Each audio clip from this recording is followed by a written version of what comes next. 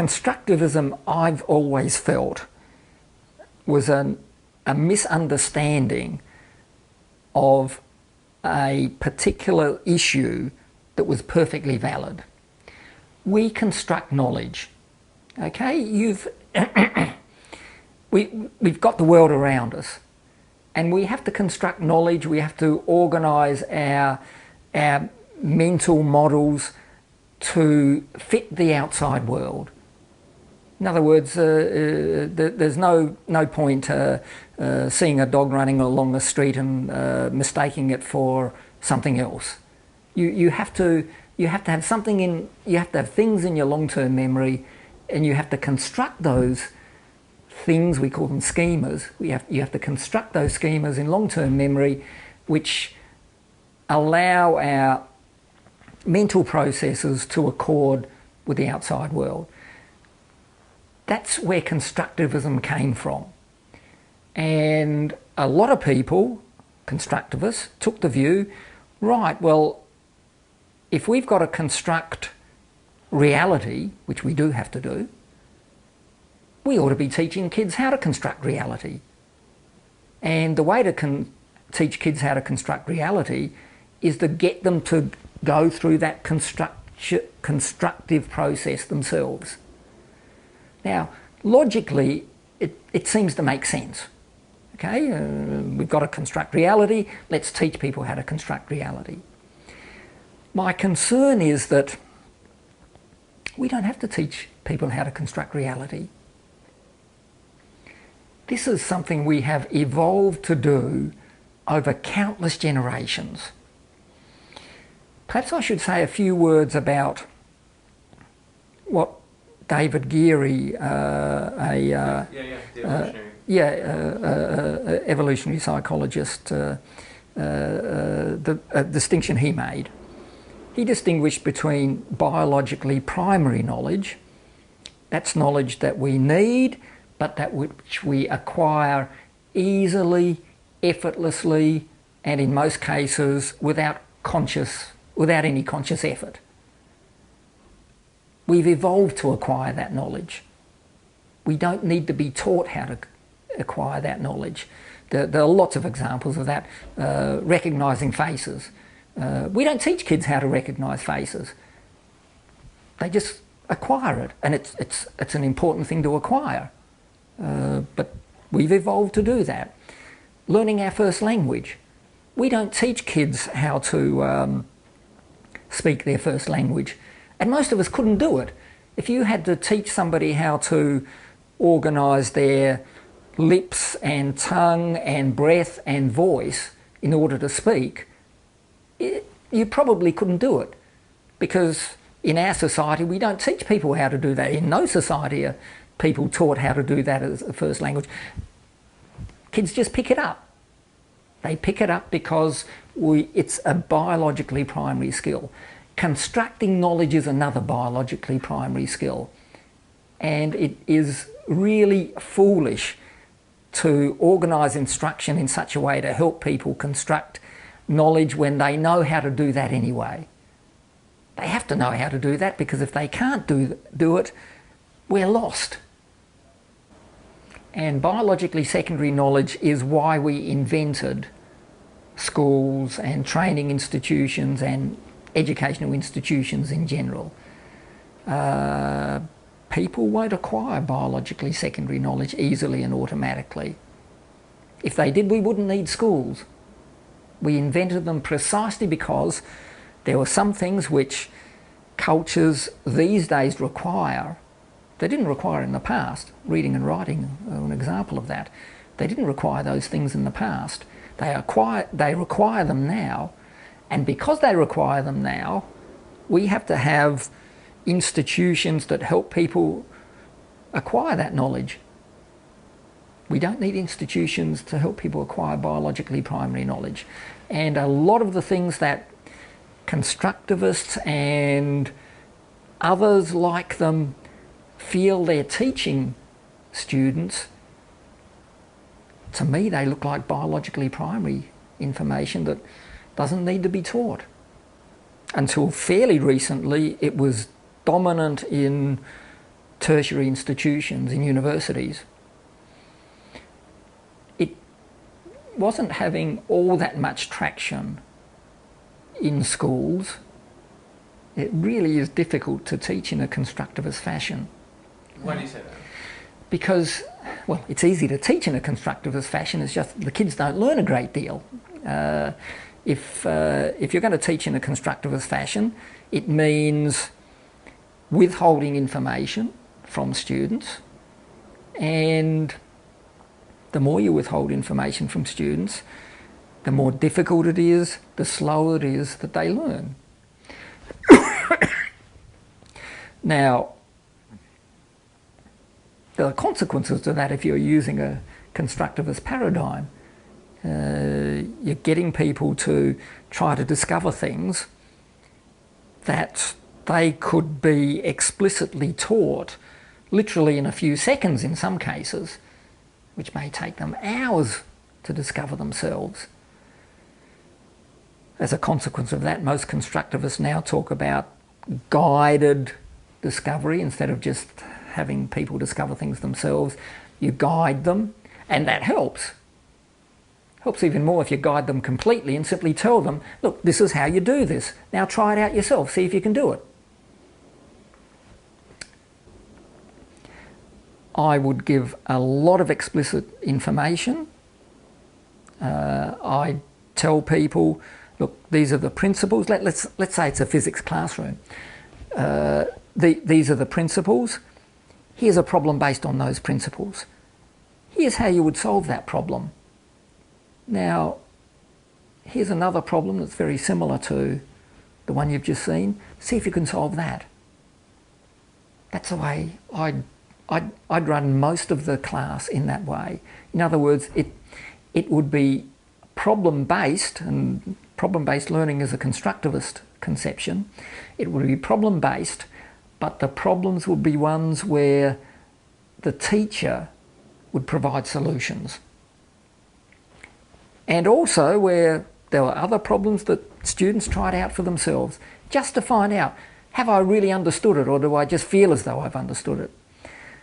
A constructivist-based instruction is likely to give people the same sort of problems and have them discuss them, have them try to work them out, which is an interesting activity, but it results in much slower, less effective learning. I feel that the constructivist enterprise is at least to some extent in retreat. People have realised, look, we simply can't keep doing this. There really is not an appropriate, a proper theoretical base for it. The empirical evidence is really not there. Now that was okay in the early days. It takes a while to build up a body of evidence, but the body of evidence never really appeared. If you run experiments where you get people to work something out themselves as opposed to showing it to them, almost invariably you'll find that showing it to them results in better learning, faster learning, easier learning.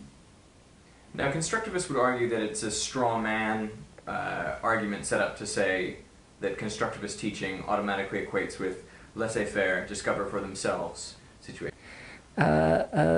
Look, that argument is often put, and in a way I welcome it, because if that's what constructivists are now saying, and they certainly were, many of them were certainly not saying that a few years back, but if that's what they're now saying, there's no longer any disagreement.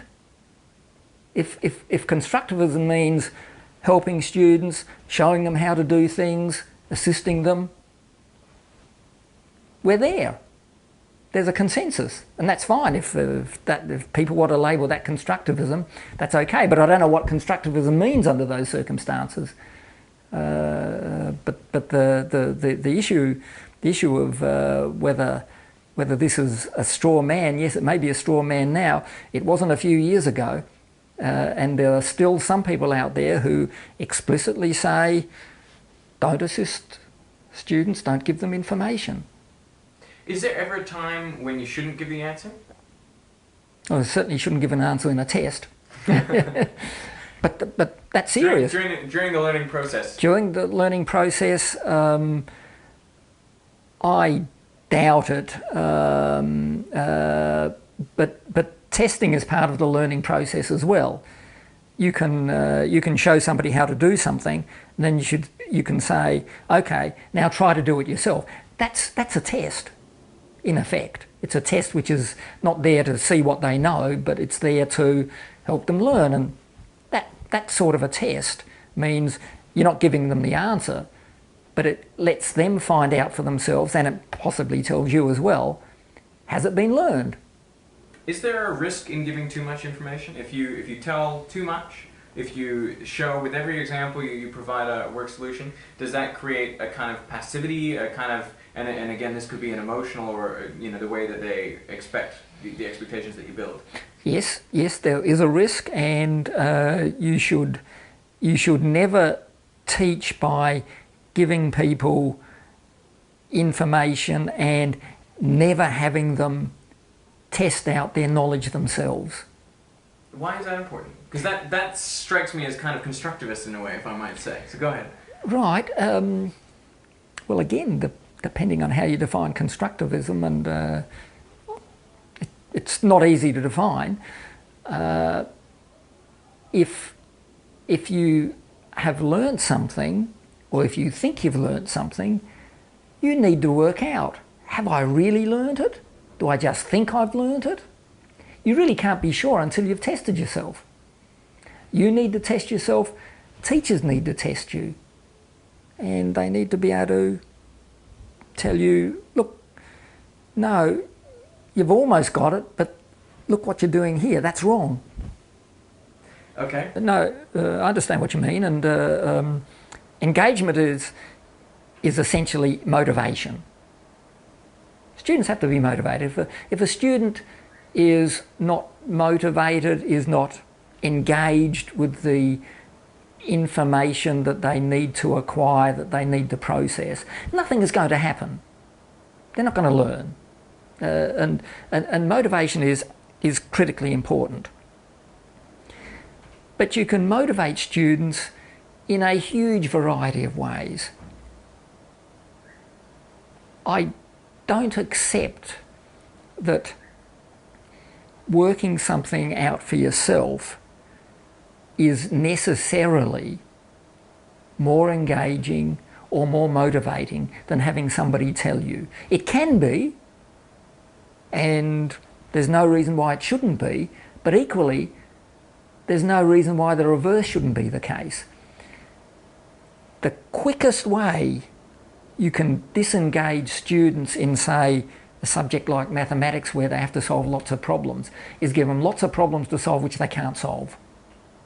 If they're having difficulty solving problems and they're not getting around that difficulty, you're not going to get, and that's a constructivist approach, you're not going to get engaged students. You're going to get mathematically phobic students, students who, I don't want to know about mathematics. I want to keep away from it. If you continue to present problems and present solutions simultaneously, is there a risk that students don't invest the mental effort required to? Yes, you need to organise that form of teaching in such a way that students do become engaged. The way we normally do it in our experiments is we give people a problem with its solution, and then we tell them, okay, here's a very similar problem, try it out yourself, see if you can solve it. We don't give people wall-to-wall worked examples, because you're right, students will look at it and say, oh yeah, I know this, and that's it. But that really goes back to the testing and self-testing issue as well. Where does that arise out of cognitive load theory, the need for testing? And It's not really part of cognitive load theory, but it's something which is clearly important. Can you say it's constructivist or not? No, well, because you're actively engaging the student and forcing them to make the sense. And yeah. Well, actively ensuring that the student knows whether they know or not, that they test themselves. But also, don't you think it is learning happens in that step? Don't you think? Learning certainly happens during testing, and there's a lot of data out there not associated with cognitive load theory which demonstrate, it's called the testing effect, which demonstrates if you test students, they learn a lot more than if you don't test them. Now, if that's constructivist, I've no problem with that.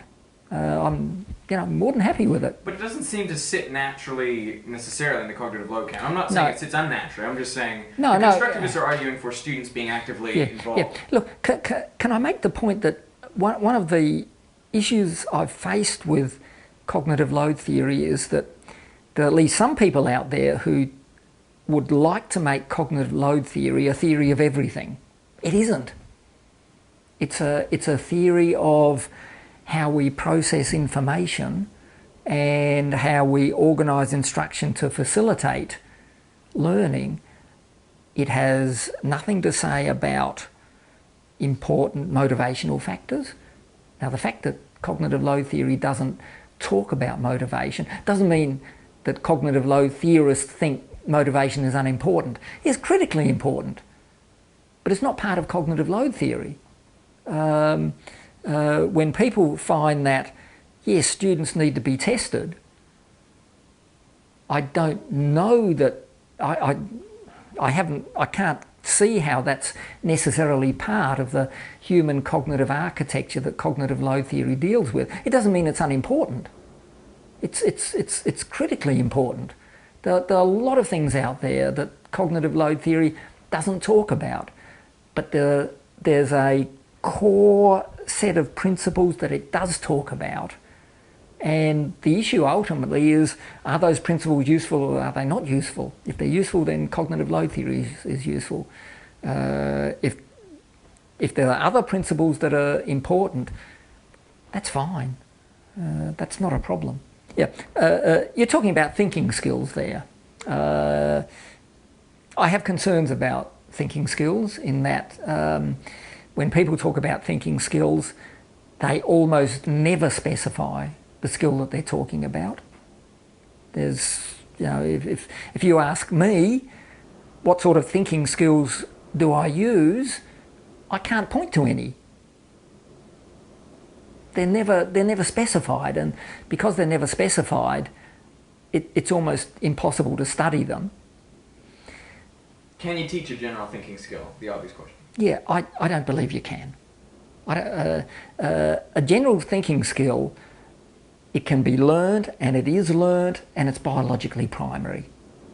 We have to have general thinking skills simply to survive as human beings in a normal human environment. But if you're talking about a teachable thinking skill, one, you have to specify it. Two, you have to provide evidence that it's being taught and learned, and that you get a different response from people who have learnt that skill and who've been taught that skill than people who haven't been. There aren't any of those around. There literally is not a single one that you can specify and say, okay, here's a thinking skill that we need to teach people, and look how much better they are at thinking when we've taught it. That sort of thinking skill just doesn't exist. Cognitive load theory places this emphasis on domain-specific knowledge. If you want somebody to be good at physics, you teach them physics. You don't teach them thinking skills. Yeah. So would you argue that thinking skills arise out of an extensive knowledge of physics? Ability to think in the area of physics comes from a knowledge of physics, yes. Do you think that learning a lot of physics transfers any kind of thinking skills to other domains? No, no, no. There's no sign that learning physics or learning mathematics or learning chess or learning motor mechanics changes anything except the particular area. And doesn't affect your ability to reason in any other area. No, I mean, you may be very clever, in which case you can reason in a whole lot of areas, but that doesn't mean that somebody has taught you how to reason in a whole lot of areas. What about those physicists who would say it was the learning of physics that allowed them to reason in a range of diverse domains? Well, they may say that, but generally speaking, you find that very able physicists are able physicists. You don't find them being very able economists or very able in their personal relationships or very able politicians or whatever. There's this peculiar view that if somebody has a conceptual error, the only way they can overcome it is by working on it themselves. That's simply not true. One of the earliest cognitive load theory effects was the worked example effect, and that came out just at the time when constructivism was taking off. And the results were totally antithetical to a constructivist view of the world, because here we are showing people how to solve a problem as opposed to having them solve the problem themselves, and the people who were shown how to solve the problem end up being better problem solvers than the people who had to solve the problems themselves. And from a constructivist perspective, that shouldn't happen. There was a massive amount of opposition to cognitive load theory simply because of the worked example effect. And that worked example effect resulted in 10, 15, maybe 20 years of people either opposing or ignoring cognitive load theory. In the meantime, a whole lot of other cognitive load theory effects came along which people didn't have an ideological problem with. So for a while there we had the bizarre situation where cognitive load theory was accepted for a whole lot of other instructional effects, but wasn't accepted for that central and early instructional effect, the worked example effect. The easiest way to think about the human cognitive system, human cognitive architecture, is in terms of a very, very limited working memory, limited in capacity, limited in duration, which means that any information we take in is small in amount and only stays there for a few seconds. When we're dealing with novel information, information with which we're not familiar. The other part of human cognition that we need to carefully consider is long-term memory, because long-term memory holds pretty much our being. We are our long-term memories. We have huge amounts of information that we hold in long-term memory. We tend not to be aware of that information because we're only aware of what's going through working memory, and only a little bit goes through working memory at any given time.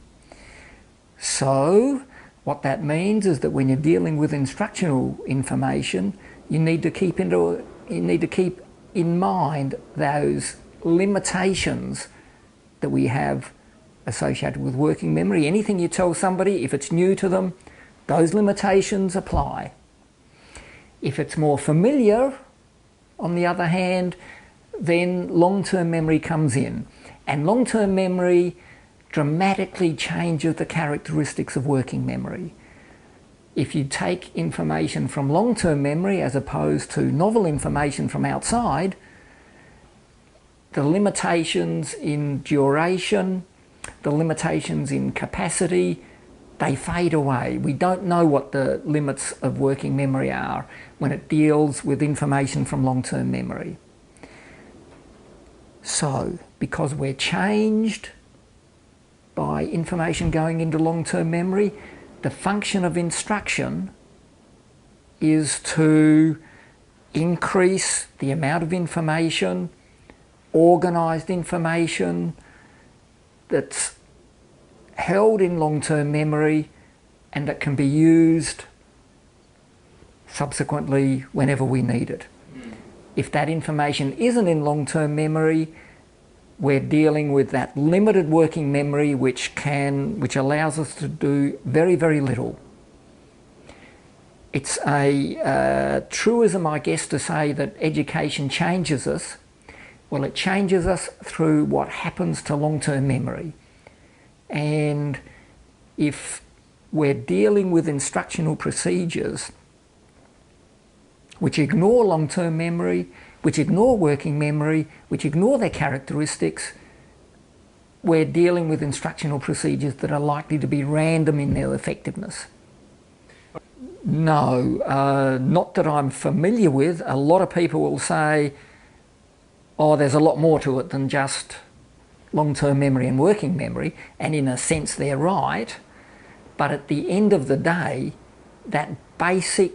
those basic central concepts all come down to long-term memory and working memory. Some people will say, look, it's not just working memory and long-term memory, it's problem-solving skill.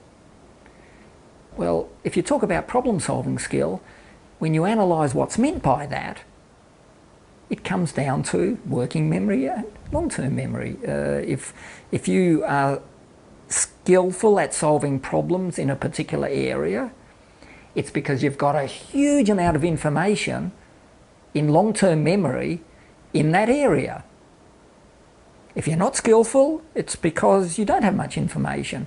It's like if your car breaks down, you've got a problem and it's a problem that needs a solution. Who are you going to get to provide that solution? Well, you're not going to get a great problem solver to provide a solution. What you need is a mechanic.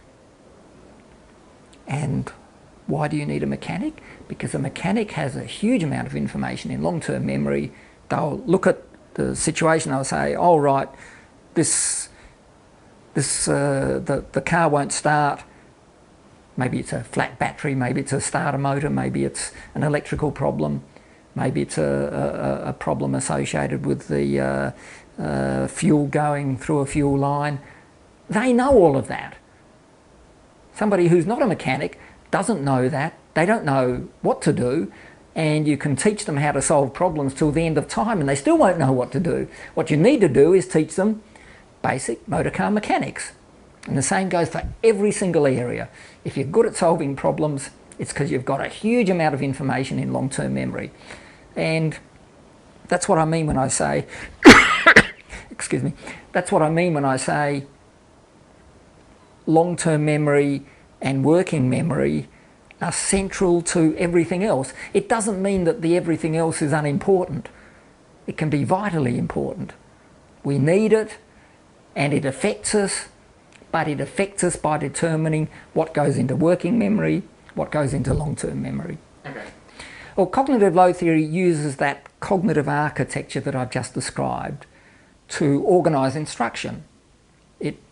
It works on the assumption, okay, we've got a limited working memory when we're dealing with novel information, and when you're dealing with students, normally students are dealing with novel information. That's why they're students.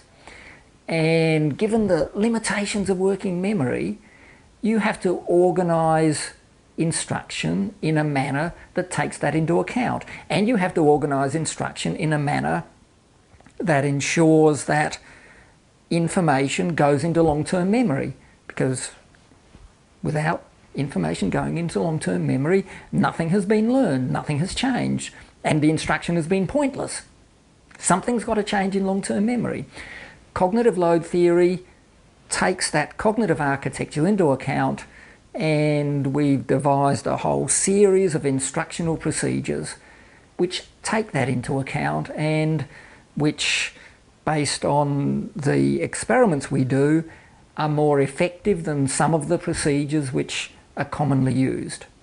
Can you describe to me the 3 different types of cognitive load? The main emphasis is on extraneous cognitive load, and that's cognitive load which is caused by the way in which we present information. In other words, it's extraneous, it's unnecessary. Examples, possibly the best known example of that is having people attempt to learn by solving problems.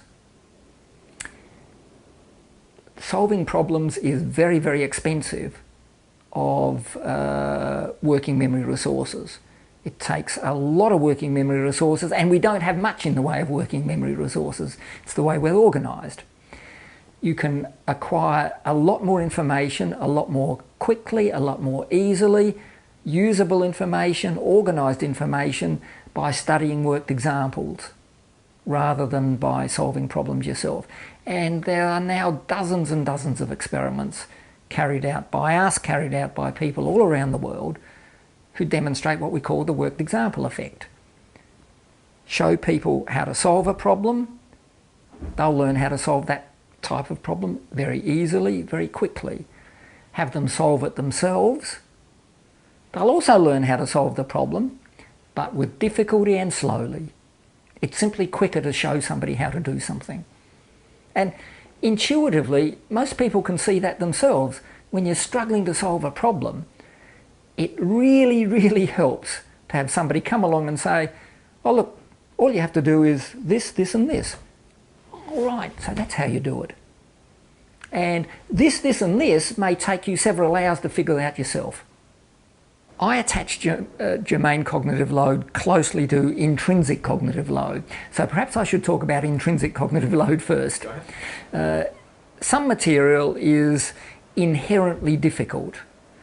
Now, it's inherently difficult because in order to understand it, you've got to simultaneously process a lot of elements.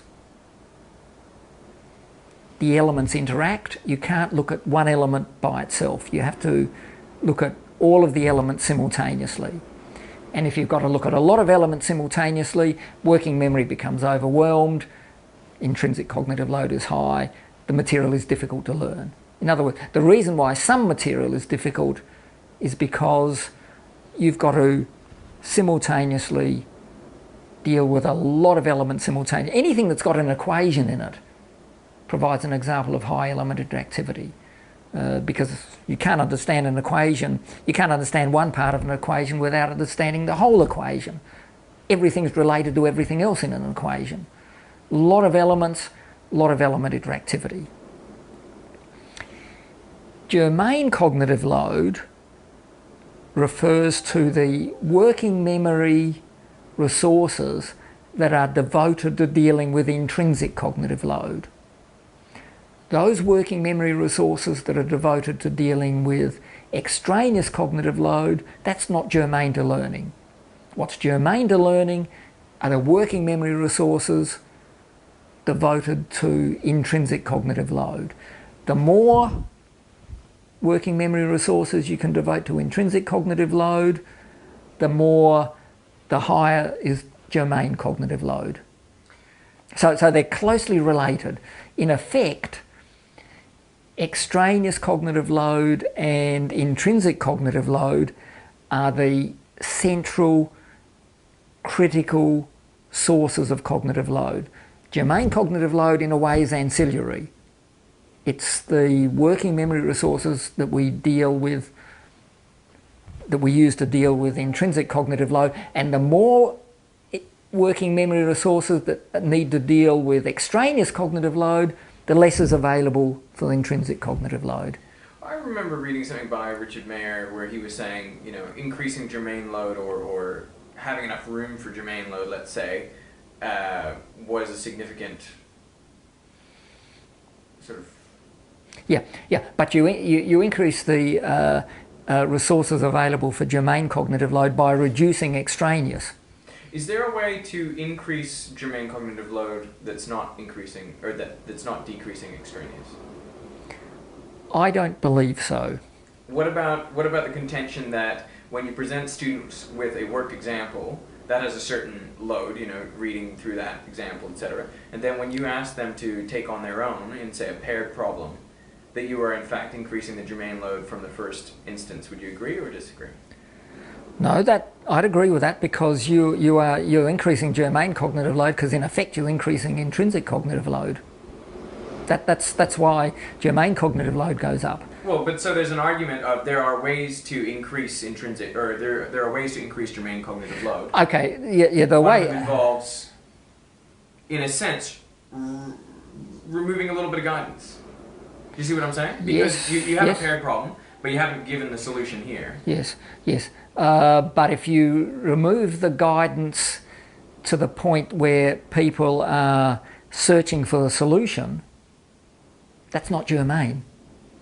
If you remove the guidance because something has been altered in long-term memory, they now know how to solve this sort of a problem. They're not going to go off in endless directions which are irrelevant to the solution. That's germane. When you're talking about interactive engagement, it seems to me you're talking about motivation. And a lot of people have confused germane cognitive load with motivation. It isn't. But I'm not sure I am talking about engagement. I mean, I wrote down 3 things here: mental effort, Yeah. engagement, and attention. Yes. My question is, are they all fundamentally about the same construct, which is amount of, say, working memory devoted to a task? If Yes. you were engaged, you would say you're using a large amount Yes. Yes. devoted to the Yeah. task. Yeah. Yes. I think engagement is different to motivation, in my view. I mean, I know they're often brought together, but I would kind of almost see a directional arrow. So motivation leads to engagement. But engagement, I would say, is situated in a task. One is engaged when... So I guess that's my question for you, is, are these 3 things really dancing around the same construct? Mental effort, engagement, and attention. I think so. Mental effort, yeah. Engagement, attention, yeah. Look, if cognitive load theory works on the assumption that the students are fully engaged, fully motivated, that the attention is being directed. Cognitive load theory has nothing to say about a student who's staring out the window and not listening. But of course that is frequent in our it is frequent, and when I say cognitive load theory has nothing to say about it, I'm not saying it's unimportant. Yeah. It's just not part of the theory. It's just not part of the theory. There are many ways of ensuring that students are motivated and that their cognitive resources are being fully devoted to the task. Once those cognitive resources are fully devoted to the task, cognitive load theory then says, okay, well, this is how you ought to organise the task. The issue of how do you get students to be fully directed, fully concerned with the task and not concerned about the last night's party, that's for other theories. Which doesn't mean it's unimportant, it's critically important.